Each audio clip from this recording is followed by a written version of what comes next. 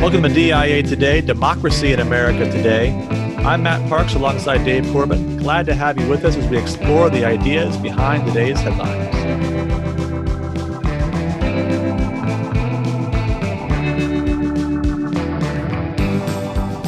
How's California, Dave? Still California. Beautiful weather. Beautiful weather. Okay. And all the rest that goes with that. We're going to talk about the convention coming up here, which is great. I think that President Trump's odds have gotten a little bit better, which I don't know how it's going to bode for November 3rd. We're beginning to think maybe staying a night in Palm Springs, if things get out of hand here, it might be the prudent thing to do. But anyway, California is a wonderful place on many fronts. I'll just leave it there. Well, last week, we talked about the Democratic National Convention and the intellectual roots of the progressivism that was clearly on display during that convention. And so this week, naturally, we're going to talk about the Republican National Convention and take a look at some of the roots of the present Republican Party, again, based on the things that we were able to observe over the last 4 nights. Before we get to the headlines, though, just a quick reminder about how you can support the show. Besides continuing to listen, which we're obviously very grateful for. But about 60% of our downloads are from Apple Podcasts, where we have a perfect 5.0 review rating. But we could use more reviews. So if you're listening to the show and you enjoy the show, love to have you get on Apple Podcasts and give it a rating, give it a review. You can also follow us on Instagram at Democracy in America Today, where we're trying to continue to connect headlines to the themes that we're talking about on the show. So let's turn to those headlines. And what we're going to do is really start out with some of the big themes of this last week's Republican convention. I want to start with kind of the overall big picture. And obviously the advantage in some ways for the Republican Party is going second. And so they got to respond to the argument that the Democratic Party was making. And as we talked about last time, the argument against Trump from the Democratic convention was an argument about his character and his competency. Not a good guy, and you don't get anything for it, right? The bargain, well, not a good guy, but at least he gets things done. No, he doesn't get things done, especially on COVID-19. He's messed it up. We could do better. So character and competency over and over again were the two things that they were hitting. Now, on the reverse side, the case for Biden, again, as we focused on last time, was empathy. We heard that word 72,000 times over and over again, not just the word itself, but examples of Joe Biden showing compassion for this person, empathy for that person, etc. And then his willingness to rely on the experts, the scientists in particular. We heard science over and over again. So empathy and experts for Biden, character and competency against Trump. And so I kind of want to look at how the Republican Party responded to that over the course of the last 4 nights, because I think they were clearly wanting to do that. They were wanting to tell their own story too, but they were clearly responding to what the Democratic convention was saying. So let's start with Trump's character. On the one hand, they concede, well, okay, you don't like the tweets. I don't like the tweets, right? There are several speakers who are willing to say, I don't really like the tweets. Or at least with sort of that knowing glimmer in their eye, we all know that there's a problem there. But the way they spin that is, well, he keeps it real. Right? You don't like it, but he keeps it real. You know where he stands, as Ivanka, I think, put it last night in introducing her father. So, that's kind of how we deal with that. But then pivot from there to the fact that there's a lot of forgotten people out there, and he gets things done for those people. And so, contrary to this charge of incompetency, we'll get to COVID-19, but when it comes to the little guy, the person who's been forgotten, the person who politicians have promised lots of things to, but have never actually delivered for, Donald Trump has uniquely gotten things done. Yeah, I think there, Matt, that the attempt by Republicans is to do something that's very much in vogue in the 21st century. It's really the claim to legitimacy, which is authenticity. That I am more authentic than the other. And you'll see this, and I'm sure you'll talk about it with the picture drawn of Joe Biden. But you can talk all you want about empathy, but is that reality? You may like me or not, but I am authentically who I am, and I'm not going to change. And the country needs, and the forgotten people of this country need, someone who is authentic. The most powerful line of all of Trump's speech is that I did what I told you I was going to do. I think that was what he wanted, the case he wanted to make. And he made it, shall we say, exhaustively. 5,700 word speech, 70 minutes. There was plenty of it. He managed to triple the amount of time that Joe Biden spoke, which we thought was pretty good, 24 minutes. He went for the full hour and 10, which apparently that was the second longest convention speech in modern American history, only surpassed by his 2016 convention speech, where probably the larger crowd, more sustained applause probably was the key there. So, yeah, we got plenty from President Trump, but yeah, I mean, his goal was to show that on very specific points he had done what he had said he would do, and to kind of go through in this almost mechanical way the laundry list of promises he had made, and to show how those promises have been fulfilled. And that was kind of the macro level. And then we had the micro level with those speakers each night, often in at least on the East Coast, the 9 o'clock hour, right before the real primetime speakers, who would give these 4 or 5 minute speeches about how somebody in their particular economic situation or their personal circumstances, he had reached out to them, he had done something for them, and kind of built this narrative that there was more to President Trump than what you see on Twitter, more than what you see in the large mainstream media narrative.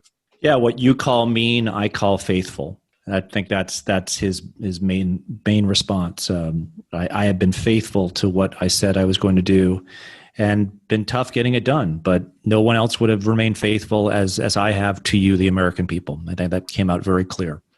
Yeah. So on the question of his competency, then I think really building upon what you've just been saying, he did what he promised. And he goes through the America First agenda in particular, with jobs, the economy, trade, foreign policy, and shows a pattern of both really Democrat and Republican mainstream establishment candidates who have talked a certain talk, but not actually gotten things done, right? Who've sympathized in theory with the American worker, but then the jobs are still moving overseas. And they talk about protecting them when it comes to trade deals, but that doesn't actually happen. They talk about ending wars, but he actually ended a war. And the size of the territory that ISIS controlled when he took office, and now it's gone, right? So there's a series of these kinds of things where, you say that the campaign rhetoric was real, and I followed through on it. Now, on the specific question of COVID-19, this is a place where obviously the Democratic Party thought he was vulnerable. The response was basically, look, we did a lot of things. A lot of them were maybe behind the scenes, right? They emphasized the fact, for example, that nobody that needed a ventilator was ever denied one. And I actually read a story a few weeks ago, really interesting, about how the logistics of that worked. Really amazing. It was sort of like, an Amazon delivery thing where they were moving these ventilators around the country. So this was happening behind the scenes, kind of the logistics, the sort of unheroic competency of that effort, and emphasizing that. And then, a series of measures they've taken, obviously promising big when it came to a vaccine by the end of the year before. I guess that's the bet you make when the election's beginning of November, because they're not going to know it didn't happen when they cast their vote. Risky in certain ways, but maybe a calculated risk from the standpoint of the politics of it anyway. Overall, the story, I think, was ignore what I said and focus on what I did. And honestly, the story that the Biden campaign and surrogates can tell isn't really all that much more impressive. I think this is one of those places where both sides would do well to be more modest and just admit, look, it's the fog of war, right? No one's going to make all the calls right. We can find the quote, the untimely quote on this or on that, downplaying or overplaying or whatever. Everyone's going to have those quotes, and we can have a whole fall campaign of 30-second ads quoting Joe Biden said this, xenophobia, and Donald Trump said don't need masks, and back and forth, and just acknowledge that as you walk through an unprecedented event, you will not always judge rightly. But it seems like on both sides, they want to suggest, no, we had all our ducks in a row.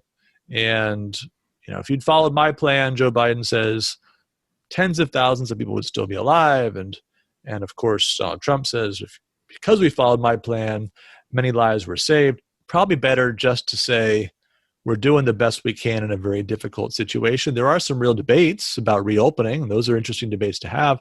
But the sort of going back over the record and trying to prove that you made the right call at every step from middle of January on, it's an impossible task to justify everything you said along the way if you're going to try to do that, as it seems like both Biden and Trump are endeavoring to do.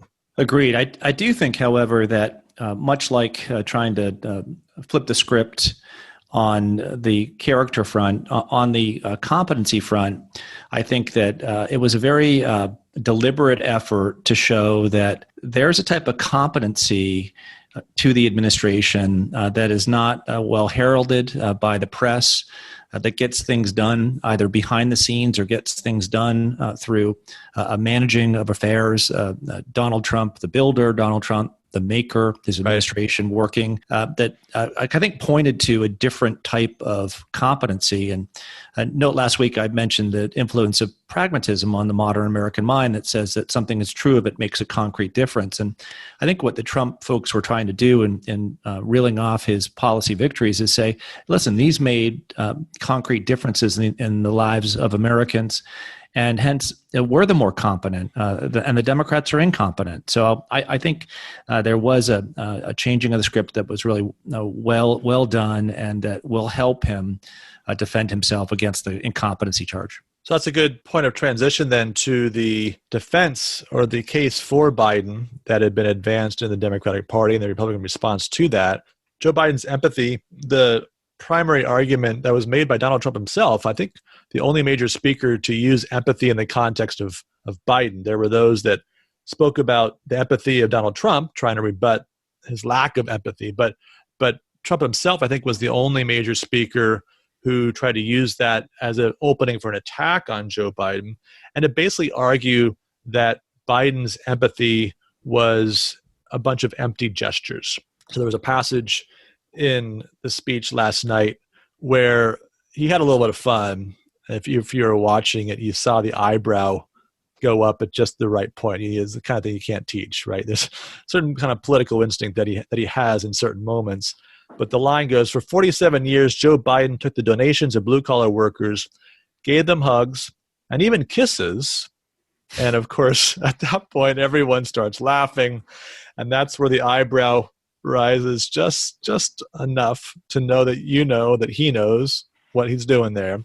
But he continues, Joe Biden's hollow words of empathy, they didn't want that. They wanted their jobs back, right? That empathy is not enough, is the point, if you don't actually get results. You can be as empathetic as you want, but I'm actually working to get the jobs back. And then the second line, which was a really strong line of attack also in his speech last night, was that it was simply hypocritical, that the most vulnerable of all, the unborn, Joe Biden is leading a party who has no empathy for unborn children and who supports the most radical position on abortion that any major party has ever supported. So that was striking, that to push back on the hypocrisy and the hollowness of the empathy that was being attributed to Joe Biden.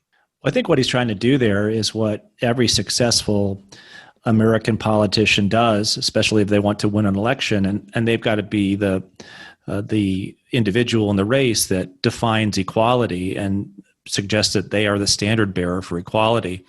So a rhetoric of empathy does very little for equality if it doesn't produce a concrete equal result, which is certainly the case for some of those laid off workers in those states that you mentioned, and certainly is the reality of the Democratic position on late-term abortion and the how defenseless those babies are. So I think that those were strong and powerful points. You overcome the claim that the other makes to empathy by showing them their record on equality. Yeah, no, that's exactly right. And that's That is the winning argument in American politics. On the topic of Joe Biden's expertise, the response, I think, overall was twofold. Number one, that Biden, if he follows the experts, it's the wrong experts. 47 years. How many times did they say 47 years he's been in Washington? 47 years. And especially on matters of foreign policy, trade, the emphasis on how many issues he's gotten wrong, or at least he's on the wrong side of public opinion with regard to.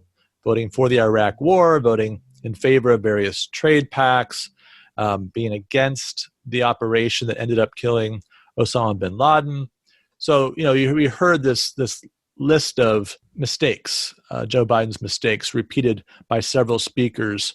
So maybe you want to follow the experts, but if your experts are wrong, or you present yourself as an expert, an old hand, hey, I've been around forever, great, but are you somebody whose judgment is actually reliable? And then the second part of it was, which experts are we really talking about? Is it going to be experts that are going to run the show, or is it actually the radical left? Radical was the adjective of the week, and emphasis on the fact that Joe Biden, is he really running this party? He's the titular lead of it as a presidential candidate, but who's really running it? And the suggestion that it's really Bernie Sanders, it's AOC, it's the far left, the progressive left, the radical left that's really running the show.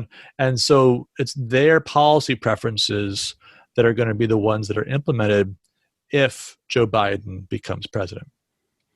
Yeah, and I sound like a broken record, but I think it's another good pivot because last week during the Democratic National Convention, really the theme was that he, Donald Trump, is a threat to peace, that he is a threat to your life, that he is a threat to your livelihood, that he is a threat to democracy, that he is a threat to science.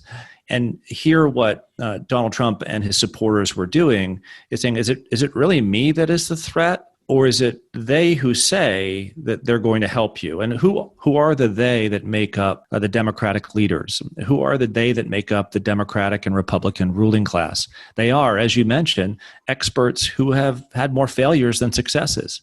And they very well may be moved by a radical agenda that is not for you, but that acquires for themselves more power. So it's not me that's the issue. It's they. It's this ruling class that is the issue. Two other themes that I want to pick up on just a little bit and talk about just for a moment or two.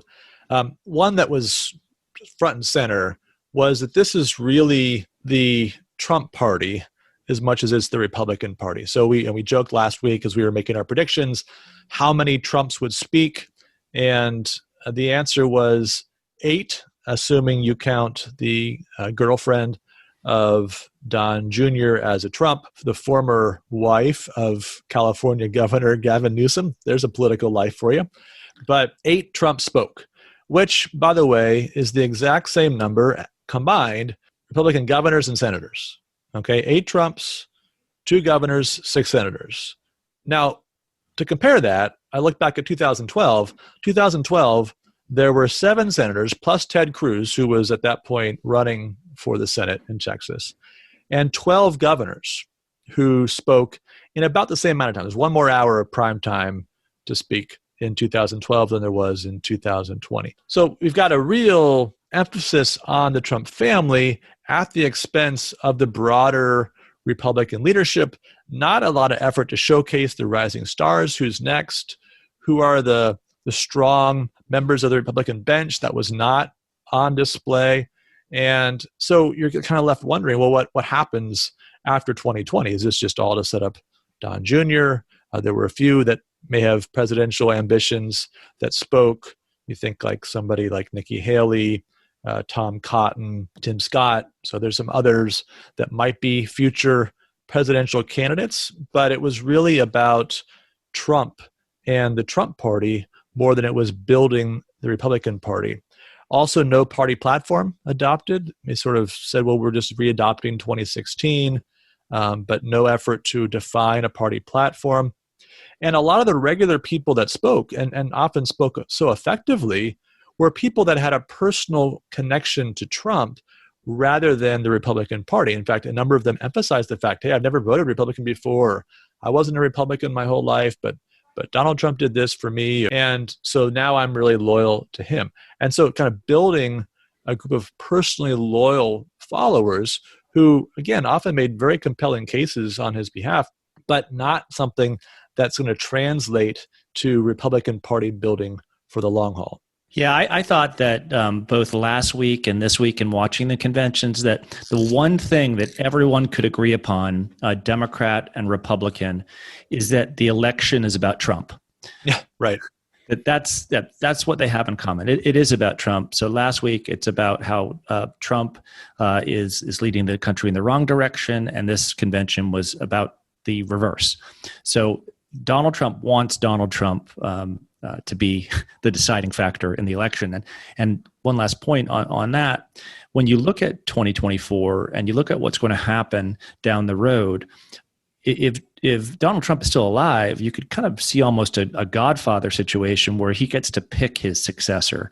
Because you think of how much support is there tied around Trump within Republican circles now. His choice is going to matter a lot. So if he wants Nikki Haley, or he wants Tom Cotton or his son or what have you, that's going to hold a lot of sway with this Trump supporting crowd. Yeah, and of course I should have mentioned Mike Pence, who's obviously a strong candidate as well, loyal soldier, as we saw again on display Wednesday night. The second thing that was really striking throughout the convention was the appeal to black voters. And there was a quote from Don Lemon of CNN earlier in the week that I thought was interesting, that seemed to be a response maybe to what he perceived as the possible success of this appeal. So he says this on his show: "I'm going to say this, I know people don't like it. Most black people don't want police defunded. They don't want fewer police there. What they want more. And more communities of color in this country need police. They may need police more than white communities, okay?" And he goes on to have a further discussion with Chris Cuomo about this. But this was the kind of opening that the Republican National Committee was looking for. For example, the criminal justice reform, which we talked about the First Step Act several episodes ago. Alice Johnson gave a really powerful speech talking about her experience and how grateful she was for having her sentence commuted after 22 years, serving a life sentence for a nonviolent drug crime, and commuted after 20 years, and just, an amazing personal story, but then folded that into 6 months later, after her sentence was commuted, this law was passed, which then multiplies the effect by thousands of individuals. Abby Johnson also mentions the fact that the Planned Parenthood putting abortion clinics in minority neighborhoods, disproportionate. School choice was mentioned repeatedly, and again, often in the context of opportunity for minority communities, safety in cities. And then you had another line of argument, which was a rebuttal to the Black Lives Matter organization narrative and the broader left narrative of a nation, the United States, that's systemically racist, that's irredeemably racist, that really there's nothing to be done here but to tear it down and to start over, or you've got very little to work with in essence. And you had a series of speakers, and most prominently probably Tim Scott, who told a different story, who could say, my family went from cotton to Congress, right, in one lifetime. And that's powerful. And while there's no need to say, and therefore all is well, all problems solved, he didn't say that. There was no need to say that. But the fact that it's better is self-evident from the standpoint of Tim Scott's argument there. Right? Where is he standing? He is now standing as a U.S. senator from South Carolina. I thought his was the best speech of the week, and I thought this emphasis was the most powerful part of the whole convention. And I think so for the following reason. I think it ties together everything that we've been talking about in our assessment of what the convention was hoping to achieve. Is it empathy, or is it true, authentic care for a group of people who are in great disadvantage and great need? Is it competency when you look at the the non-results of the last 50 years in a lot of these major cities? Or would you rather have someone working towards criminal justice reform that actually has gotten concrete results and can produce, and Alice Johnson can produce individuals who would never have thought of themselves coming forward and speaking in favor of a Republican president? So I think it probably is that area of policy failure for progressives that they least want to talk about. So by shining a light on it and saying that they want to get things done and continue to make this part of America better is a very, very strong argument to make. Second point I'll make on it is that I think it also relieves the fear of many who are kind of middle-of-the-road Republicans who wonder, should I tell my friend, should I tell my coworker that I'm thinking of voting for Donald Trump when I know that that other person thinks that any supporter of Trump must be a closet white nationalist or racist? So I think this definitely undercuts a lot of that argument and would make it more comfortable for people to vote for Republican in the 2020 election. Yeah, now let's spend a little bit of time just maybe reviewing some other highlights of the convention as we kind of wrap this up. So you mentioned Tim Scott. I agree. It was a fantastic speech, great choice for the keynoter. And I thought it paired well with Nikki Haley's speech because you got two parts of this South Carolina story. So Tim Scott's there saying, what's changed, right? How did I end up in Congress running in a majority white district against a Thurmond? And he gets through the primary. Maybe not surprising, he wins the general election, but now he's U.S. Senator from South Carolina, the state of John Calhoun. And then Nikki Haley talks about the experience when she was governor in 2015, when you had the shooting in the church there, and the way the community came together. You remember those powerful scenes, the members of that church praying for and forgiving the white nationalist who had perpetrated this horrific crime, and then also mentioning the fact that they took down the Confederate flag in South Carolina in consequence of that in an orderly, she said, in a respectful way. So that was really powerful, that here you've got two Republicans from South Carolina who have really seen something different, something new in a state that's whole story historically had been bound up in the defense of slavery, segregation, racism. Yeah, I agree, Matt. And I think that story says that, yeah, there are certainly hurdles that we still have in American society that we need to get over. There are a whole host of injustices that are present.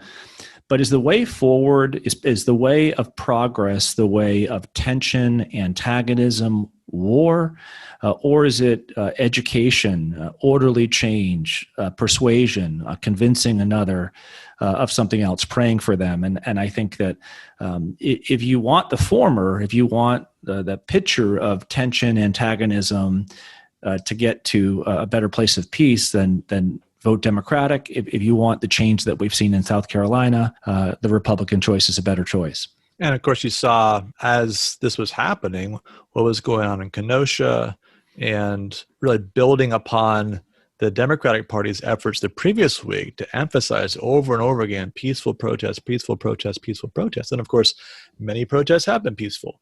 But to only talk about that and to not be able to find any language to distinguish peaceful protest and protesters from those that are just burning businesses down, that have no rational connection to any injustice, and the rush to make judgments and then to act violently on those judgments. The Democratic Party has been very slow to say anything that would suggest that there's a problem. Yeah, and one other thing that struck me this week, because we haven't mentioned it yet, but there were the boycotts in a lot of the major sports leagues, the games that were postponed, canceled, et cetera. And one of the things I found really interesting and I think revealing in a good way, a lot of these players said, okay, well, I'm going to protest. I'm not going to play today, but I want to do more. Like, what's it going to take to do more? Like, what produces real positive social change? And that's a great question. And that's the question that we ought to be considering. So you can support a protest or wear a name on the back of your shirt, But what is going to get us to a better place? And I think it's the stuff that Tim Scott and Nikki Haley were talking about in South Carolina. Not easy, that require a lot of work and not perfect. And no, we're not there. But how can we come together in a common effort? As we said 10 episodes ago, what do we do after the protest? Any other speeches that were especially memorable for you as we go back through the roll call? Tuesday night, of course, Melania Trump, Mike Pompeo were at least the big name headliners. Wednesday, Mike Pence. Thursday, obviously President Trump. Any other, whether the big names or the smaller figures that struck you? I think it was the smaller figures. It were the people you didn't know. I think this kid, Nicholas Salmon, I think he did a good job. He just kind of told his story. Abby Johnson, no one would know that name well. These individuals who, as you mentioned, there's always got to be the connection, the personal favor done by Trump or attention paid by Trump. But I think that they did a very good job in simple words, telling about their story, telling about their hope for America, and presenting a positive front. So I hope that part of the convention was viewed by people, because I think sometimes it outshone some of the things that were done during the 10 o'clock hour. Yeah, I thought also Ann Dorn, the wife of the police officer killed in St. Louis, very, very moving as she recounted what it was like to go through that experience and her husband's long career in law enforcement. And I think obviously the overall narrative that they were building, and especially because you had Ann Dorn and then Alice Johnson, if not back-to-back, almost back-to-back, we can do both these things, right? You can have law enforcement be honored and valued, and you can also do criminal justice reform. And then you layer on top of that Pat Lynch from the NYPD who spoke, and the line that struck me, and it's a line that you hear police say, that the person who hates bad cops the most are the good cops. Yeah. Right. And so to be able to draw that line, they're bad cops, and the good cops want to get rid of the bad cops. And so we can have all these three things together. You can be supportive of those that put their lives on the line in defense of the community. You can recognize the injustices that are committed by certain among them and make sensible reforms, as we talked about in previous episodes, to try to reduce those, hold people accountable, etc. And again, you can have the broader conversation about criminal justice reform so that there are fewer people in the system, there are fewer confrontations, de-escalate, et cetera, right? All of this can be very sensibly combined. Yeah, one last thing I'll say about regular people speaking is that it's so much more refreshing than the thing that's happened over the last 40 years where the president points to the person, right. Joe Smith, and gives a 30-second, summary of their life. To actually hear from these people and give them 4 to 5 minutes to tell their story is, it really kind of, you get what's going on at the individual level for Americans. And I think that helps you better define just why it is that we want to have a land of equality where there is equal justice and our rights are secured. Yeah, and it turns out a lot of them are very good speakers. So, you worry that the amateurs may not be up to the moment, but a lot of them were at least as good as the politicians who are supposed to be polished orators. All right, let's transition now to our required reading and try to think a little bit more about the broader context of the Republican Party today, where it is, and perhaps where it's headed. Dave, what have you got for us today? So last week when we were trying to kind of flesh out just where progressivism started in the country and how it began to make headway in terms of the policies, we spent a lot of time talking about Herbert Crowley and John Dewey and the influence of this kind of kitchen cabinet of progressives on FDR's administration during the New Deal. Prior to that, you had also had some major changes that had been made by a progressive Republican president, Teddy Roosevelt, and progressive Democratic president, Woodrow Wilson. Now I want to turn to what I think are some of kind of the beginning or starting points of the 20th and 21st century American Republican Party. There is an element to Republicans that looks back to the founding, and in part looks back to Abraham Lincoln, looks back to what we might call, in a course on American politics, the public philosophy of constitutional liberalism. But a good portion of the American Republican Party from the 20th century onward really takes hold and begins to have a clear formation under a different heading. And that is the heading of American individualism or rugged individualism. So on that point, what I want to direct our attention to is the words of, I couldn't call him the father of American individualism, but certainly someone who spells out what individualism is in a way that I think would resonate to Republican politicians today, and that is Herbert Hoover.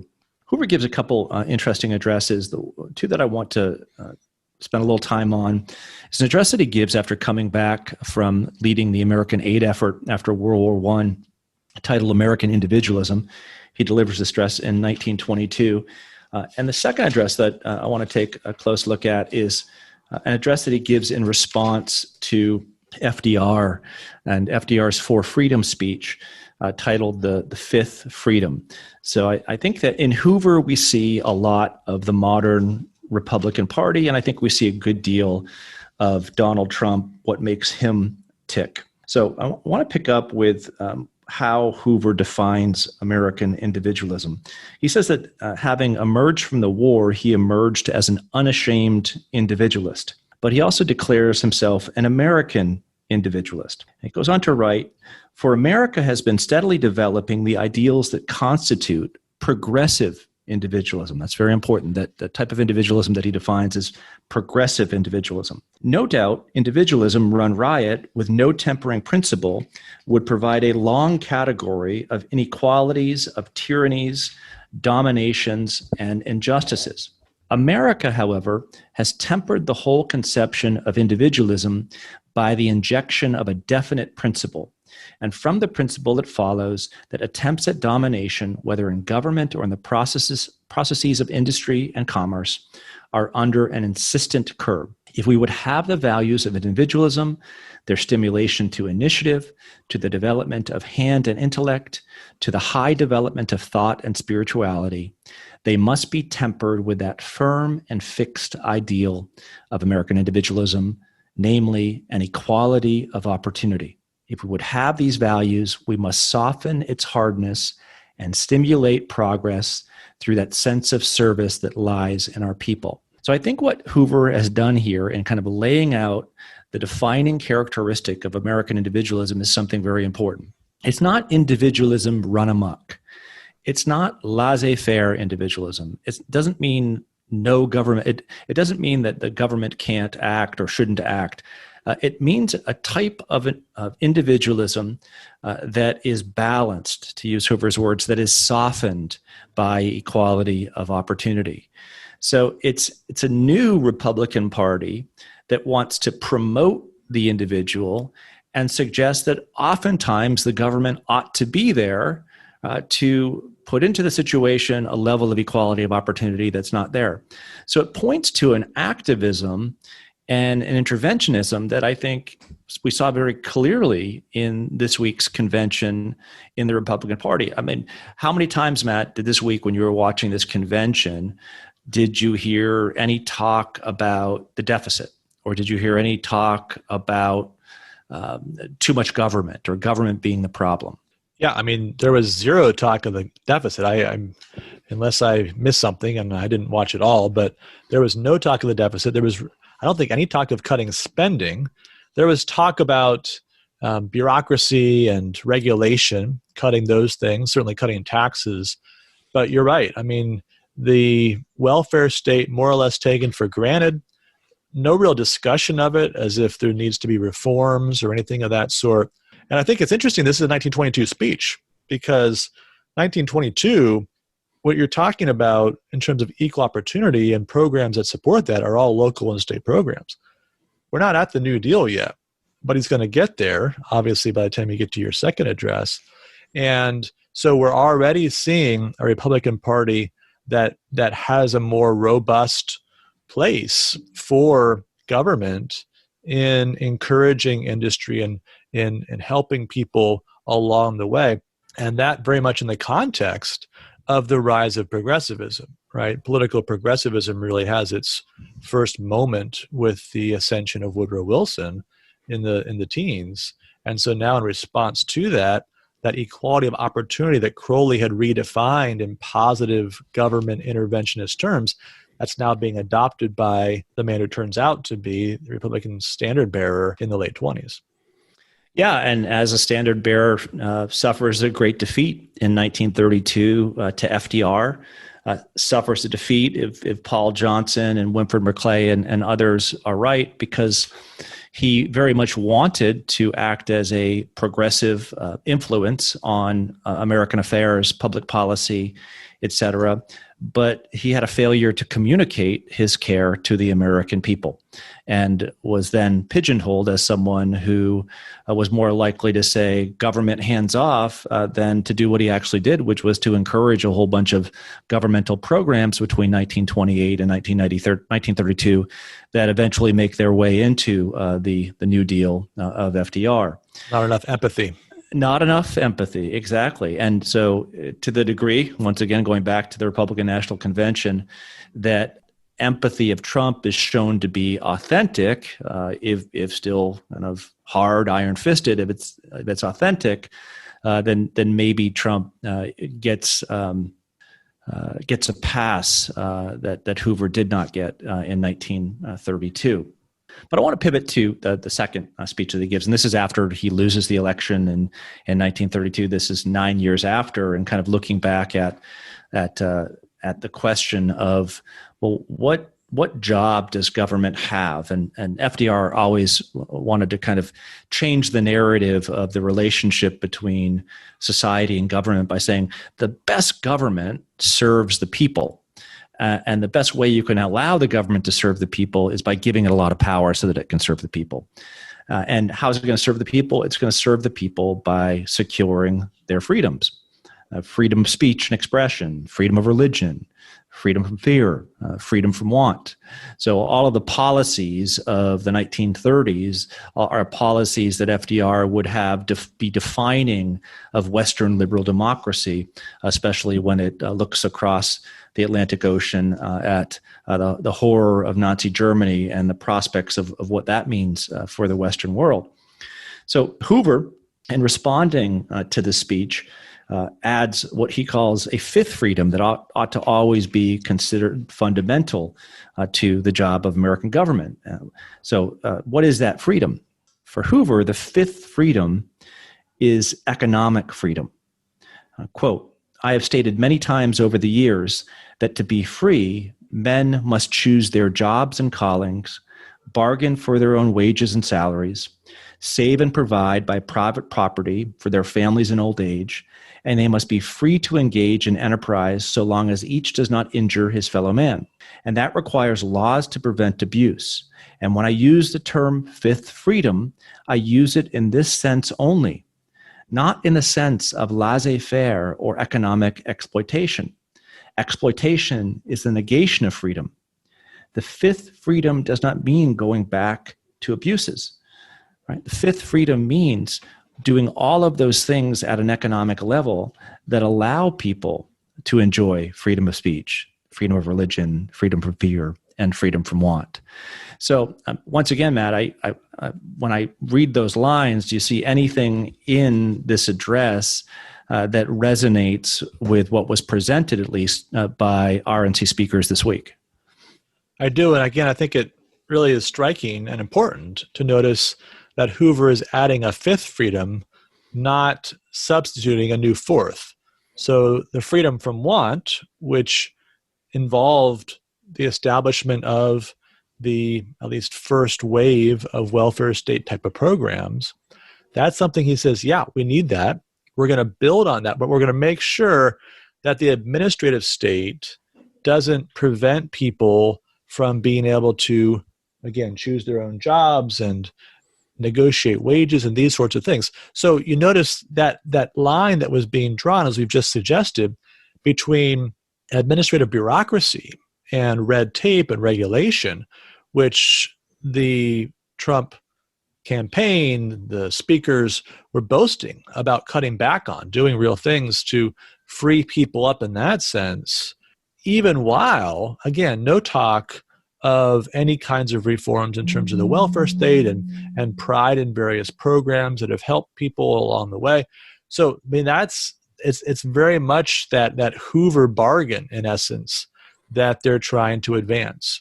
We will take freedom from want as a government responsibility, a positive duty of the national government.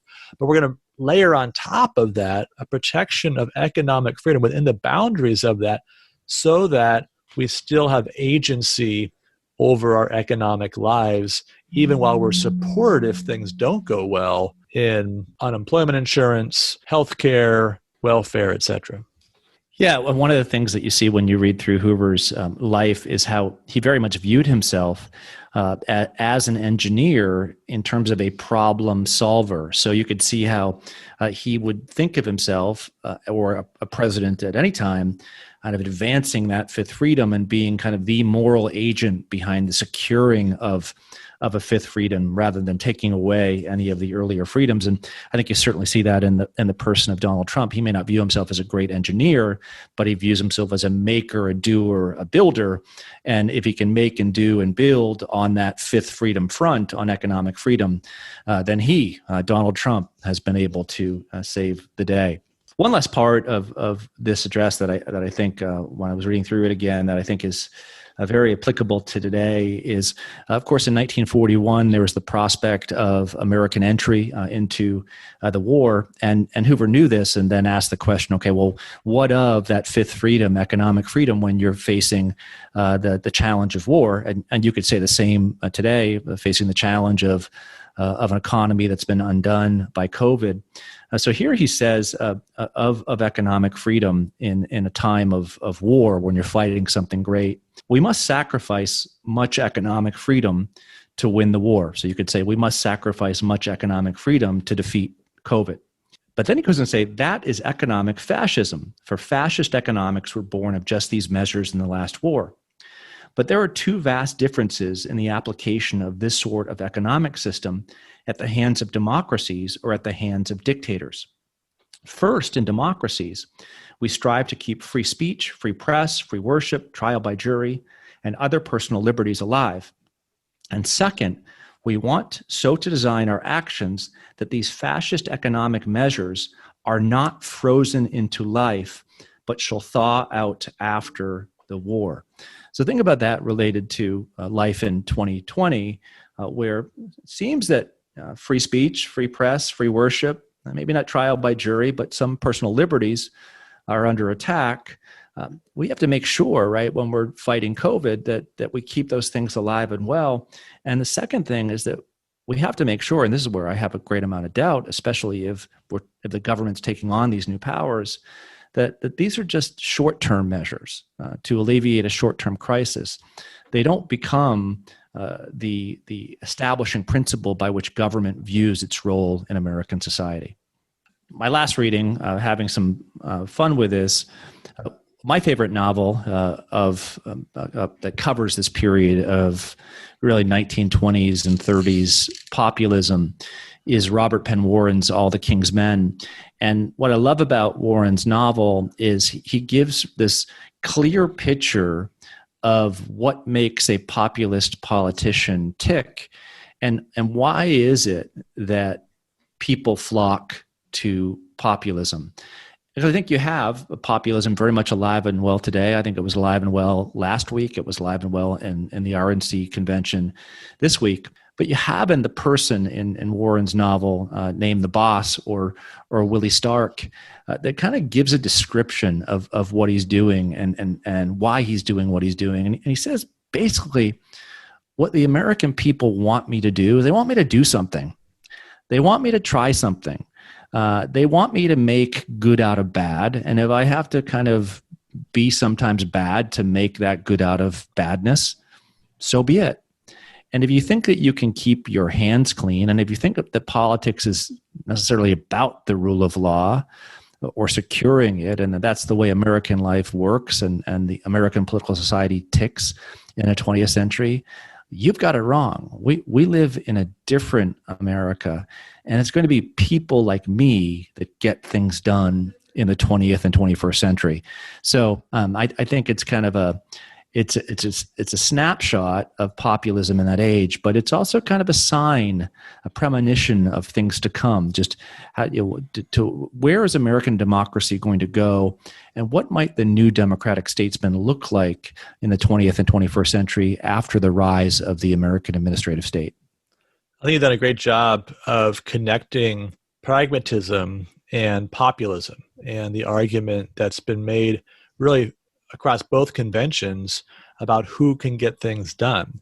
And I think if you go back to our conversation a few weeks ago about the future of American conservatism, there's definitely one strain of argument that's essentially saying just what Robert Penn Warren is saying there through the boss, that it's just about getting things done. We need to fight, we need to win, that these forms which we've honored with perhaps lip service more than maybe actual conformity to, it's time to just sort of throw those overboard, stop pretending, stop worrying about constitutionalism, stop worshiping at the altar of the rule of law, and just go out there and fight, win, accomplish our good for our people. And of course, I think we hear a lot of that. We've seen evidence of that. I think it's a very dangerous trend. We can't develop all of that right here, but I think there's no doubt that that's one of the things that comes with populism. And frankly, it's one of the things that comes with American democracy more broadly. I mean, this is de Tocqueville talking about how Americans don't have a lot of patience for forms. They want things done, and they're not going to be super particular about how you get them done. So, question for you, Matt, and we may be doing this every week from now until November 3rd, or our last show before November 3rd. On this day, August, 28th, is it? Who wins and why? I'm putting you on the spot. This wasn't part of our script. I think Joe Biden is going to win still, okay, but I think it's going to be close, and I think it's not going to be settled on November 3rd. But we'll see. We'll see. I mean, that's really leading right into the grade book and some of the things we're going to talk about a little bit further, because the race has really tightened. So we'll see. How about you, Dave? What's your answer to your own question? Yeah, I think it'll be close. The more I look at the electoral map right now, I see some states that are called toss-ups that I don't think will be. I think Texas, for example, is firmly in the Trump camp. Missouri too. I think Georgia and North Carolina are probably in that category. And I look at what's going on in Pennsylvania, Michigan, Wisconsin, Minnesota. I'm forgetting one state, Ohio. So those five, I think you've got to win a majority of those five. You've got to get three of those five. And I think right now, I think that Joe Biden has four of the five. So it's going to be a question of whether or not Trump can flip two states. Can he flip a Pennsylvania? Can he flip an Ohio? Can he flip a Michigan or a Minnesota? And I think that this was a convention that he did very well by in flipping those states, because I think those are states by and large that have suffered more recently, where equality defined in a compelling way could very well get you a person's vote. So I think if the convention was how things went for the next 8 weeks for the president, 10 weeks for the president, that he would win a couple of those states, but there's always the big question mark of whether or not we can stay on point, and that's what you always worry about with Donald Trump. Right, the next tweet. It's not just something you can kind of set aside in a speech. It's an ever-present fear for someone who would rather see him win than Joe Biden. He was amazingly disciplined last night for 70 minutes. There were definitely a few off-the-cuff comments, but he never really got far from the script. Whether he can hold that line for 2 more months through some debates, that'll be interesting. All right, well, let's open the grade book.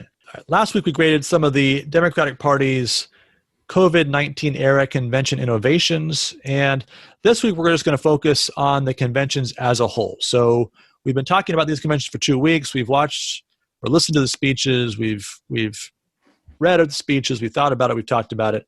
So Dave, give me an overall grade for the Democratic National Convention. I would give a C minus. And I think that if they had to do it all over again by making it more personal, making it crowds there and all the rest, they would have done that. But you had mentioned before the disadvantage they had going first. So I think a lot of those issues that you saw in optics, the Republicans were able to make up for. But I'd say C minus for the Democratic National Convention. Yeah, I agree with that. I was going to say C. I think the big mistake, besides some of the clunkiness, and they probably wanted to send a message on COVID by being extra careful. Obviously, Trump was going a different direction with that, especially last night with 1,500 people and no social distancing and masks here and there. But some of that would have probably been a partisan divide regardless. But clearly, there were some of the mechanics that didn't go as well. I think the other major mistake they made was really not defining the agenda as clearly as they might have, which allowed the Republicans the chance to do a lot of that. And some of probably the first a lot of people heard of what the Democrats were actually talking about doing if Biden's elected was from Republican speakers. And so I think that was a strategic mistake. The emphasis on the case against Trump without really filling out the case for Biden, especially on the policy front, I think created an opening for Republicans to define them rather than allowing them to define themselves. How about on the Republican side? What would you give the just completed Republican convention? Well, you could probably tell from my remarks from the show thus far, I thought they did a very subtle job in flipping the script on the question of Trump's incompetency and Trump's character. So if that was the main goal, I think they accomplished it. I think if they brought some doubt to the question of whether or not Joe and the Democratic Party is as competent as he says he is, that Joe and the Democratic Party are more radical than what they say they are, then I think that he's done a good job defending himself and putting forth some questions in the minds of the American people. But I think what makes it an A-minus convention was the focus on normal people, the focus on regular stories, the speaking from the heart, the emphasis on the African-American community, the game plan, which is to make the case that the Republican Party is truly the party of equality of opportunity in this country. And I think they did a good job of that. Take away 4 or 5 Trumps from prime speaking slots, and it might have been an A, but I'm going to give it an A minus.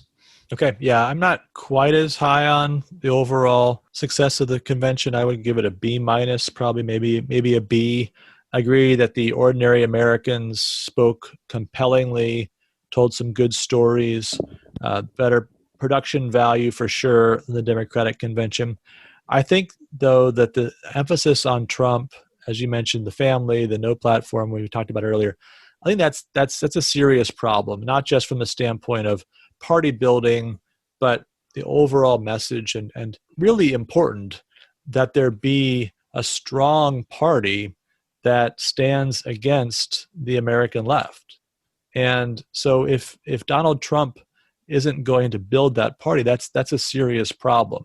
So that's my concern there. I also would have liked to see him do what some of the other speakers did, the unqualified embrace of law enforcement, rather than to say, no, there's the good cop, there's the bad cop, there's the needed reforms that can be done in a lawful way by means of actual peaceful protest and policy changes. That was a message he could have given that would have reinforced what some of the other speakers were saying. But the fact that he didn't do that, I think was a mistake and a missed opportunity.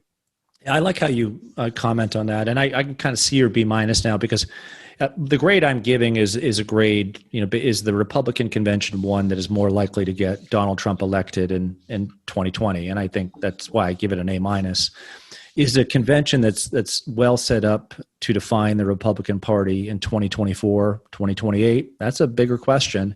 And likewise, is it a convention that gave an absolutely accurate portrait of what we're up against in terms of these problems in American society and how we're going to be able to solve them? So there seemed to be kind of a simpler, easier, this is the problem, we have the solution, that very much mirrors, what you see oftentimes with rhetoric coming out of the Democratic Party. So well taken on both of those points. All right, so let's wrap it up with our crystal ball. Quick review of the predictions we made last time. We already talked about one of them. The question was how many different Trumps or Trumps-in-law would give a speech? And as we've already said, 8 is the answer. I said 8, although I didn't get the right 8, but I said 8. Dave, you said 7. I think it's fair to say that one of those is not quite a Trump-in-law just yet. So maybe 7.5 is the right answer. I think that's probably pretty close to a tie on that one. The second question we asked was, which of the following words would be in the Washington Post or New York Times headline of the article covering the Trump acceptance speech? We gave 6 options, and one of those was in both. In fact, interestingly, they must have been reading each other's headlines because both of them started Trump attacks Biden, and then they had a little more to the headline that was different. But Trump attacks Biden was one of our 6 words attacks, so we got that right. And then our last one was 4 words that would be in Trump's acceptance speech and 1 word that wouldn't. I said anarchists protect Mars and stock market. All would be in there, and they were. I was very proud. I was waiting for Mars because he got close to Mars a couple times. He was talking about space, but he hadn't said Mars, and then I heard the magic word, and I thought, I got it. Anarchists 3 times, protect 11 times. That was probably too easy. But I did say that he wouldn't say wall. And unfortunately, he did bring up the wall, said the word wall twice in the context of building the wall. Dave, you did pretty well on this as well. You mentioned mob, which was in there once, but it was all caps, so maybe that counts double. Lawless, he didn't use that word, but he was certainly talking about lawlessness. Hate was used once, radical 5 times. That was definitely a good choice. And you were right. The word that he didn't say was immigrant. He did talk about illegal aliens, and there were other words kind of around that, but the word immigrant did not appear in the speech. So I think overall, that was one of our more impressive performances in terms of our predictions. Getting more prophetic with each podcast. Yeah, that's right. Practice makes perfect. So this week, we're going to look at the polling data in the battleground states. So RealClearPolitics tracks what they call the top battleground states, which are Wisconsin, North Carolina, Florida, Pennsylvania, Michigan, and Arizona. And after the Democratic convention last weekend, Change Research, along with CNBC, did a poll in each of those 6 states. So that weekend they polled to get kind of an updated picture of where the race was. And there was a second poll in Florida that was kind of around the same time. Biden led in all 6 states by as few as 1 point in North Carolina and as many as 6 points in Michigan. Overall, the average was 3.4 points. So across those 6 states, average of 3.4 point lead for Biden. So here's the question.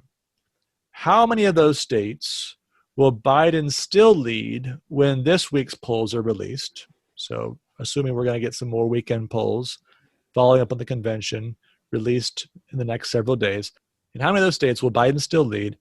And what will be the overall average spread between the two? So the question really is, to what degree does the Republican convention move the polls in these battleground states? Looking at those states, I think that it'll move the polls in Trump's direction in Wisconsin and in North Carolina, and I'd say perhaps Arizona, but I'm not sure. So let me play it safe and say it'll move in 2 battleground states. I think after all of them, the average will be more along the lines of a 1.5 point Biden lead rather than 3.4 points. So 2 points getting closer, certainly within striking distance for the Trump campaign. Okay, so 4 of 6 states led by Biden, 2 led by Trump, and overall 1.5 average spread. I'm going to say it's going to be 3-3. I think there's going to be 3-3. Maybe this will be a temporary move in the direction of Trump, but I think there will be some movement in that direction.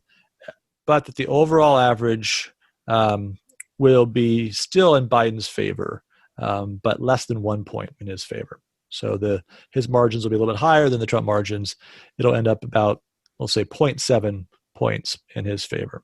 So I tried to out-cautious you in my prediction, and then you go a little bit more wild than usual. So I flipped it. Yeah, well, I know, Okay. because you just asked me. I said Biden's going to win, but now what I'm saying is not necessarily consistent with that. I think it's a short-term bounce. We'll see if that lasts. We always, as we've been saying, there's always the next shoe to drop with President Trump.